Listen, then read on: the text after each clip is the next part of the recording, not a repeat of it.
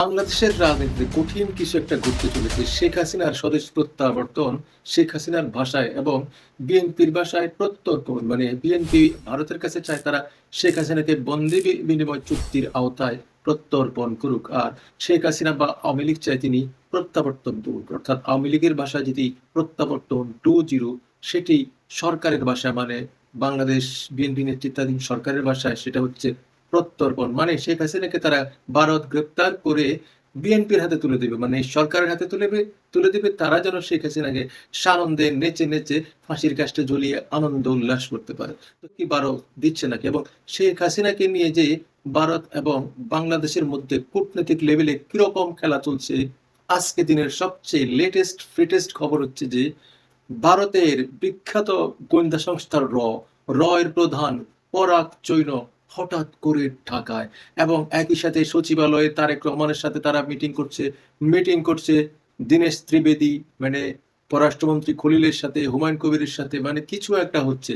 মানে ভারত চায়, ভারতের দাবিতে অনড়। শেখ হাসিনা এদেশে প্রত্যর্পণ করবে না তারা শেখ হাসিনাকে, তারা চায় প্রত্যাবর্তন, এবং শেখ হাসিনার প্রত্যাবর্তন উপলক্ষে তার নিরাপত্তা, তার মানে কোনো প্রকার যাতে নিরাপত্তার ব্যাঘাত না ঘটে, এবং আইএসআই এর যে থ্রেটটা রয়েছে শেখ হাসিনাকে হত্যা করার যে মিশন তারা এখনো পর্যন্ত হাতে রেখেছে, সেটা গন্ধ পেয়ে ভারতের অন্যতম সেরা মানে যে চৌকস টিম, কমান্ডোদের টিম এসপিজির কর্মকর্তারাও ভারত থেকে বাংলাদেশে এসে গেছে, এবং বাংলাদেশের নিরাপত্তা ব্যবস্থা ত্রুটি, শেখ হাসিনা আসলে কোথায় তাকে রাখবে, এবং প্রিজনের কোন সেলে তাকে রাখা হবে, কোথায় রাখা হবে, আইন শৃঙ্খলা কিরকম, তাকে কি সেনা হেফাজতে নেওয়া হবে নাকি, মানে এরকম খুঁটিনাটি সব বিষয় নিয়ে দেন দরবার চলছে কূটনীতিক লেভেলে।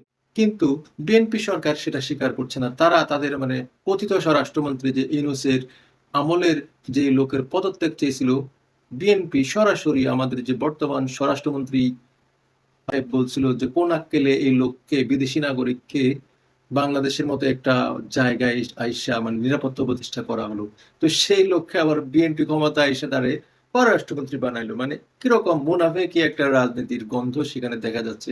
তো যাই হোক, বিষয়টা হচ্ছে যে পরাগ জৈন বাংলাদেশে র এজেন্ট আসছে। এখন যারা বাংলাদেশে কথায় কথায় পিনাকি ভট্টাচার্য, সাংবাদিক ইলিয়াস যে সবাইকে র এজেন্ট বানিয়ে দেয়, তো এখন তারা তো চাইলে দেশে আসতে পারে। পরাগ জৈনকে পাকড়াও করে তার কাছ থেকে বাংলাদেশে কোন কোন মানুষগুলো র এর হয়ে বাংলাদেশে কাজ করে তাদের তালিকাটা আসলে নিতে পারে।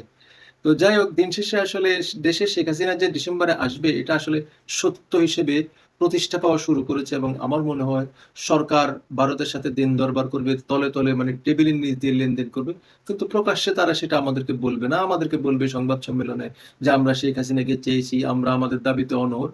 এ হলো বাস্তবতা। দিন শেষে শেখ হাসিনার যে বিচারটা আসলে হয়েছে সেটা ভারত প্রপার মনে করে না, এবং আমারও বা আপনারও প্রপার মনে হয় কিনা একটু মন্তব্যের করে জানাবেন যে অ্যাবসেন্সিয়ায় যে বিচারটা হচ্ছে। আন্তর্জাতিক বিশ্লেষক, human right watch, amnesty international কিন্তু বলেছে যে বিচারটা ফেয়ার হয়নি, কেননা শেখ হাসিনা সেখানে উপস্থিত ছিলেন না, তার আইনজীবী নাই।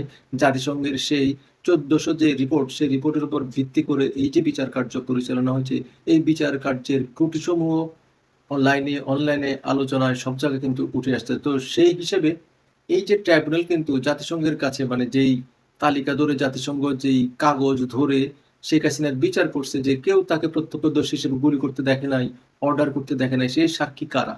মানে 1400 মানুষের ভেতরে যে জাতিসংঘে যাদের সাক্ষাৎকার নিয়েছিল, এখন ট্রাইব্যুনাল তাদের ওই সকল সাক্ষীদের তালিকা চায়। এখন জাতিসংঘ এই তালিকা দিবে না, এবং ট্রাইব্যুনালও সেই তালিকা মানে নিতে পারছে না জাতিসংঘের কাছ থেকে।